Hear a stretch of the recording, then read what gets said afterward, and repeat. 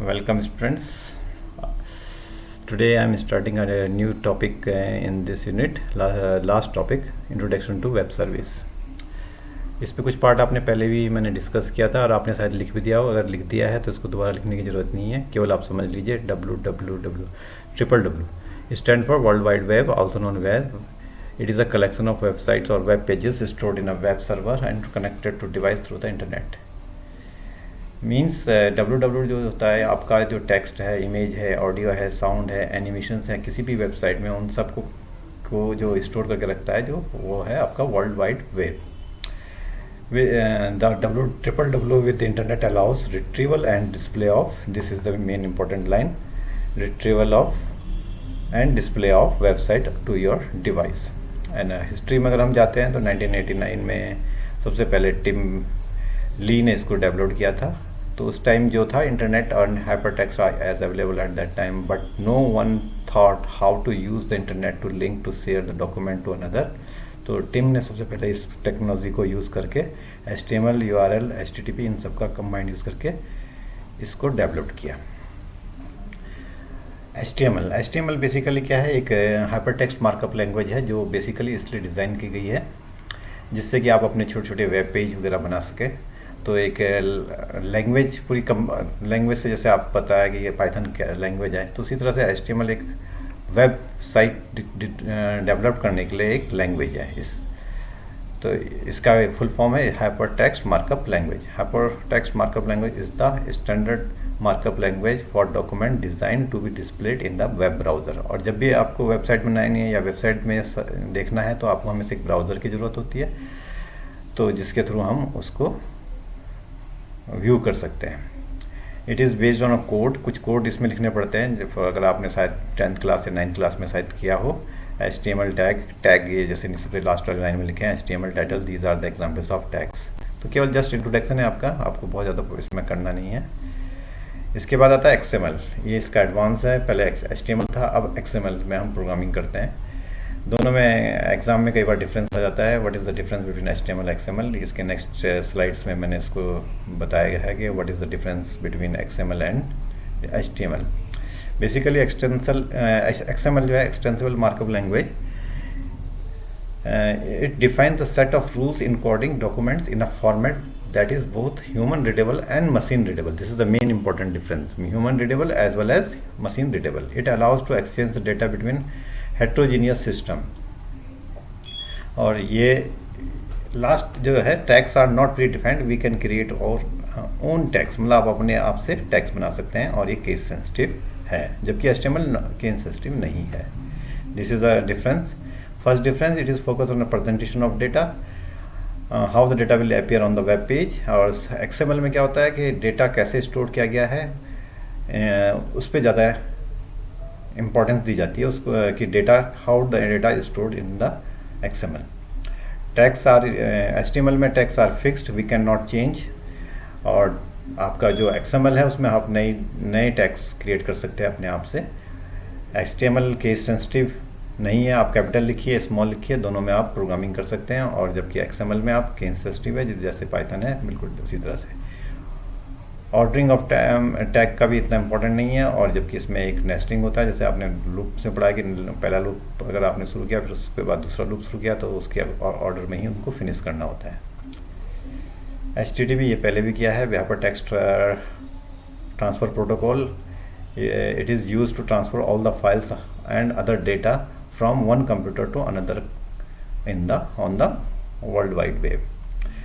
जो ब्राउज़र्स होते हैं वो सेंड करते हैं request to web server using HTTP protocols में set of rules and server respond back to the client using HTTP.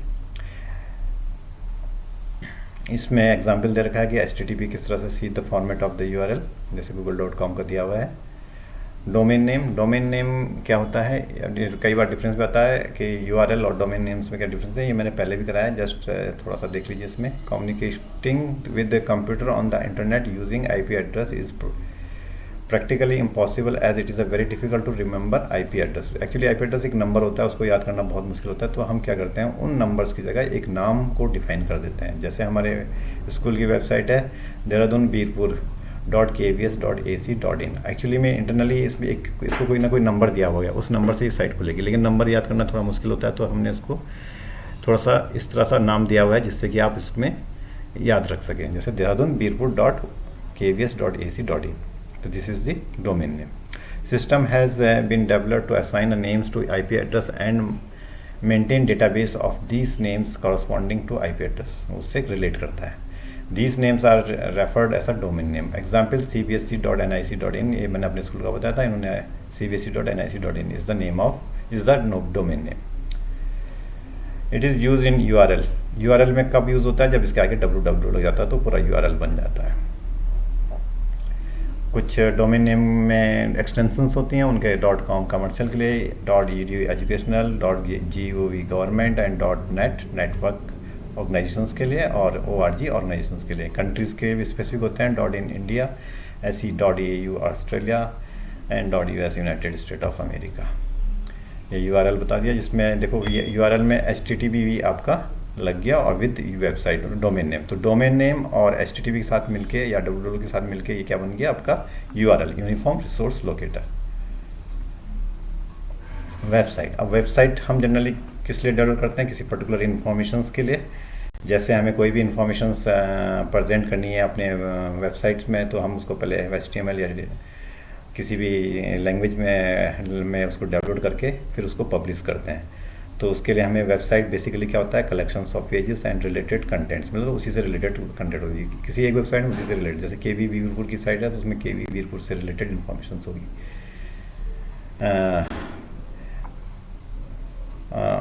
इस पे दो तरह के हैं, स्टैटिक वेबसाइट और डायनेमिक। स्टैटिक वेबसाइट्स होती हैं जिनमें कि हम केवल व्यू कर सकते हैं, कुछ इन्फॉर्मेशंस को हम देख सकते हैं, लेकिन कुछ हम इंटरेक्ट नहीं कर सकते। अगर हमें उसमें कुछ, जैसे आप फॉर्म भरते हैं किसी वेबसाइट में, तो वो डायनेमिक वेबसाइट्स है, उसमें कुछ रिस्पॉन्सेज देते हैं, आप उसको कुछ क्वेरी करते हैं, तो दैट इज़ डायनेमिक वेबसाइट। और स्टैटिक बिल्कुल कॉन्स्टेंट होता है, जिसमें केवल आप केवल इन्फॉर्मेशंस ले सकते हैं। वेब ब्राउज़र, पता ये मैंने आपको पहले ही पढ़ा है, इसका एग्जाम्पल में ईजी वन। वेब सर्वर होते हैं जहाँ पर कि आपका डेटा स्टोर होता है किसी वेबसाइट्स का, तो that is web server is a computer that runs on websites. It is a computer program that distributes web pages as they are request. जब वो डिमांड करते हैं उसके अकॉर्डिंग वो एग्जीक्यूट होते हैं। The basic objective of the web server is to store, process and deliver web page to the user. इस line को आप ध्यान से देखिए, basic objective of the web server is to store, process and deliver web page to the user. Web hosting, अगर आपको अपनी website को पब्लिश करना है तो उसको आपको होस्टिंग करना पड़ेगा। Is the service which allows the individual और organisation to make their website accessible through the world wide web, www से। और website is hosted on a special computer called web server. If this site is hosted using users can access the website from anywhere in the world. To host the website we require domain name and web space. Web space आपको purchase करना पड़ेगा और उसके बाद आप अपनी website को publish कर सकते हैं। इसके लिए कुछ software FTP, email account, web server, ये सब इसके टूल्स हैं। वेब स्क्रिप्टिंग, अगर आप जैसे आप वेब पेज डिज़ाइन करने के लिए HTML या DHTML या आपका XML का यूज़ करते हैं, इसी तरह से आपको अगर सर्वर साइट में प्रोग्रामिंग करनी है तो उसके लिए वेब स्क्रिप्टिंग चाहिए। इसमें दो तरह से होती हैं, एक होगा आपका क्लाइंट साइड सर्वर और एक सर्वर साइड। क्लाइंट साइड में क्या होता है?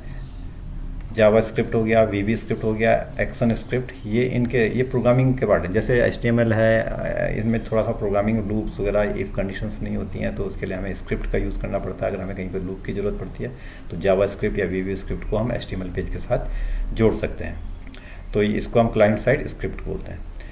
It executes on the web browser and interact with the web server. Server site, जहाँ पर आपका वेबसाइट रखी गई है, स्टोर करके रखा गया है, जहाँ से वो प्रोसेस होगी, वहाँ पर भी प्रोग्रामिंग की ज़रूरत पड़ती है, तो उसके लिए हमें सर्वर साइड स्क्रिप्टिंग का नॉलेज होना चाहिए। तो इसके लिए इसका एग्जाम्पल है PHP हाइपरटेक्स्ट प्री प्रोसेसर, इसकी फुल फॉर्म है हाइपरटेक्स्ट प्री प्रोसेसर। और JSP Java server pages is the example of server side scripting. Server side scripting is used for the actions like validating and user name and password. मतलब जैसे आपने किसी web page में आपने user name और password लिया, तो उसके बाद वो सर्वर में जाके वैलिडेट करेगा कि आइदर इट इज़ करेक्ट और नॉट। तो ये सब कौन चेक कर रहा है? Server side programming. और जो फ्रंट पेज बनाया आपकी स्क्रीन पर है वो आपका मेन प्रोग्रामिंग जो कि फर्स्ट है HTML में बनाया गया होगा और जावास्क्रिप्ट के साथ। Web 2.0 Web 2.0 is the name used to describe the second generation of the World Wide Web, where it moved static HTML page to a more interactive and dynamic। इसको मतलब DHTML के में कन्वर्ट किया गया है Web 2.0। इसका pronunciation ये है Web 2.0। इसका एग्जाम्पल है Facebook, Wikipedia, Google assistant, Twitter, ये सारे एग्जाम्पल जो हैं वेब 2.0 में। आप जो भी नई वेब पेजेस बनते हैं या वेबसाइट्स बनती हैं वो सारा वेब 2.0 पे डिपेंड्स है। ई कॉमर्स पेमेंट में तो आपको जनरली जब आप ऑनलाइन कुछ परचेज करते हैं तो आपको थोड़ा बहुत आइडिया होगा कि किस तरह से हम पेमेंट करते हैं। When we purchase a goods and services online you pay for them using electronic medium. This mode of payment without using cash और cheque is called e commerce payment. ठीक है, इसमें आप में बहुत सारे एग्जांपल्स हैं different types of e commerce payment: credit card, debit card, smart card, net banking, e wallet and mobile banking. Payment by credit card है जिसमें कि आपको एक कार्ड वेरिफिकेशन नंबर दिया होता है, OTP के थ्रू आप उसको कर सकते हैं। डेबिट कार्ड में भी सेम इसी तरह से होता है। नेट बैंकिंग के लिए आपको एक यूज़र नेम और पासवर्ड दिया जाता है, उसके थ्रू आप अपनी पेमेंट कर सकते हैं। Payment by mobile banking same उसी तरह से होता है, केवल वो मोबाइल के स्पेशली डिज़ाइन फॉर मोबाइल। और UPI आजकल नया है तो UPI से आप पेमेंट कर सकते हैं। ये बहुत ज़्यादा ईजी है। आपका एग्जिस्टिंग मोबाइल नंबर जो बैंक से लिंक है उसी को हम UPI में यूज़ कर लेते हैं। इसका एग्जाम्पल भीम UPI, जिसे लिखा है enables the users link to app with the account where they can already linked with the same mobile number, the sending and receiving of the money done in the real time basis मतलब उसी समय हो जाएगा, कोई ज़्यादा आपको wait नहीं करना पड़ेगा। It does not require any IFSC code. Otherwise अगर नॉर्मल उसमें जाएंगे तो आपको IFSC कोड के थ्रू ही आप पैसा या मनी ट्रांसफ़र कर सकते हैं। इसके लिए एक वर्चुअल एड्रेस की ज़रूरत पड़ती है। वर्चुअल एड्रेस शायद अगर आप में से किसी ने UPI यूज़ किया हो तो उसमें आपका आता है आपका जो भी यूज़र नेम है, योर नेम एंड @SBI.OK या आपका जो भी ICICI बैंक है इसके ये वर्चुअल एड्रेस होते हैं। इसके एग्जांपल हैं ये PVP वगैरह। हाँ सर, और पेमेंट ऐप्स कौन कौन से हैं आप ने बहुत देखेंगे। पेटीएम है, फ़ोनपे है, अमेज़न पे है, दीज आर द एग्जांपल। तो ये नेटवर्किंग में बस इतना ही था, तो आप इसको थोड़ा सा स्टडी कर लीजिए आप। और एग्ज़ाम में ये 15 मार्क्स का आता है बोर्ड के एग्ज़ाम में, तो बहुत ज़्यादा लंबे क्वेश्चंस तो नहीं आते हैं, बहुत छोटे छोटे क्वेश्चंस आते हैं। और इसको कंप्लीट कर लीजिए कॉपी नोटबुक वगैरह में, क्योंकि बुक्स में अगर आपने ख़रीदी नहीं है तो इन्हीं नोट्स के से भी आपका काम चल सकता है, लेकिन आपको पूरा लिखना पड़ेगा। और अब नेक्स्ट फर्स्ट यूनिट चलूँगा मैं नेक्स्ट टाइम। Thank you.